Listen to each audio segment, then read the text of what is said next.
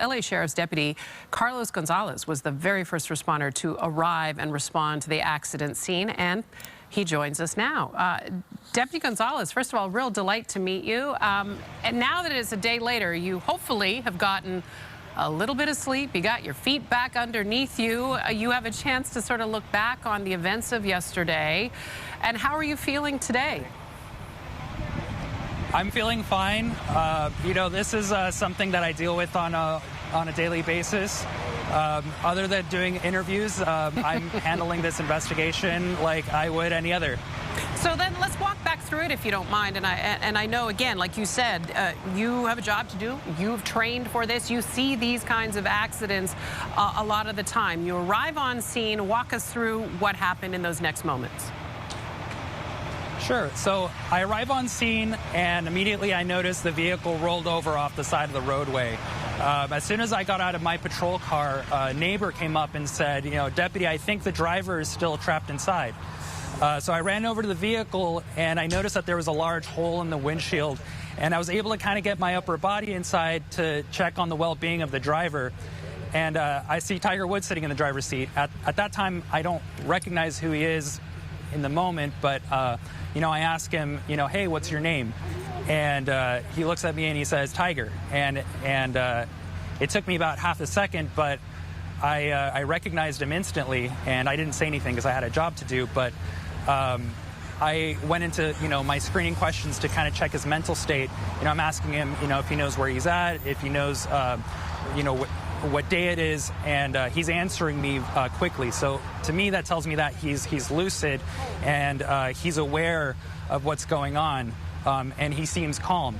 So I'm looking inside the cabin of the vehicle, and I notice that the cabin seems pretty much intact, and although he has some injuries, like I see some blood on his face, he doesn't look like he's in mortal danger.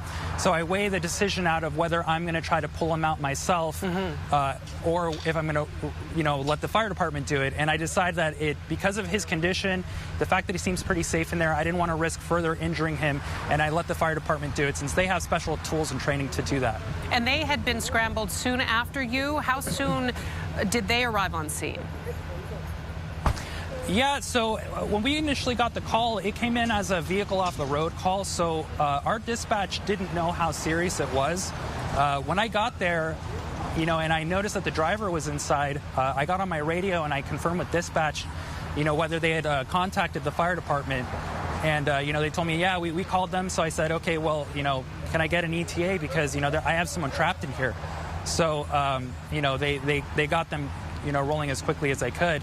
And I don't know how many minutes it was from that time till the time they got there. It could have been 5 or 10, who knows? But, you know, in situations like that, they're very dynamic. You know, 5-10 minutes could feel like half an hour. I was just going to say, in those situations, time can kind of stand still and move very slowly, but then also speed up. It is funny how time is so fluid.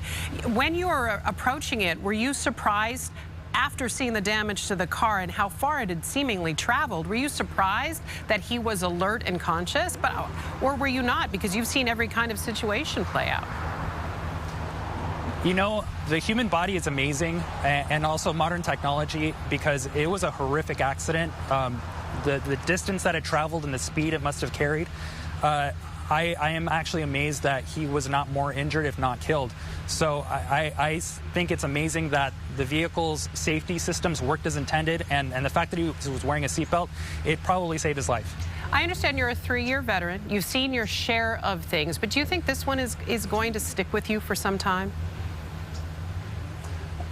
You know, they all kind of do in one way or another. This is just going to be one more memory from this, you know, this type of career. Now, I know a lot of you are working the scene, and I know that you know, we have to go into sort of official speak at this point, and I understand there's only so much you can tell us. Early stages, we know that these things can take a lot of time.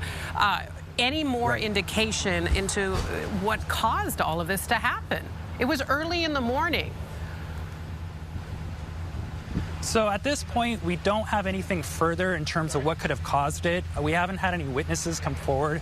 We don't have any video. So we're basing it off of the evidence at the scene. So we can tell from what we've seen so far that there must have been a pretty high speed involved. But in regards to, if there was under the influence or anything like that, we don't have any evidence to support that theory. And you obviously work this area. Tell us a little bit more about Hawthorne Boulevard. Our colleague Araxia grew up in the area, and we've heard anecdotally that people can get going pretty quickly on there. There's been a fair amount of accidents. Right. Some people even have gotten some speeding tickets along there over time. What's your experience with this section of the boulevard? It's one of those streets. I think every city has one where people know that people like to speed there. It's wide, it's well paved, it's downhill, and it's curvy. So if you're not paying attention, your speed can climb very quickly. Or if you're purposely trying to speed, you can get up to some absurd speeds. You make a very good point, and we heard it earlier about the importance of wearing a seatbelt. Likely that is probably why he was able to survive this accident. It could have been far worse. Absolutely.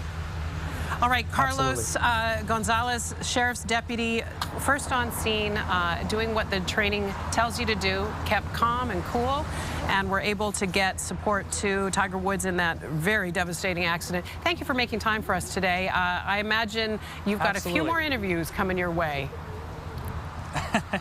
Yes. You're getting pretty good at this. I'll tell you that, from one professional to another. Well, thank you. All right. Thank you for joining us this morning. We appreciate it.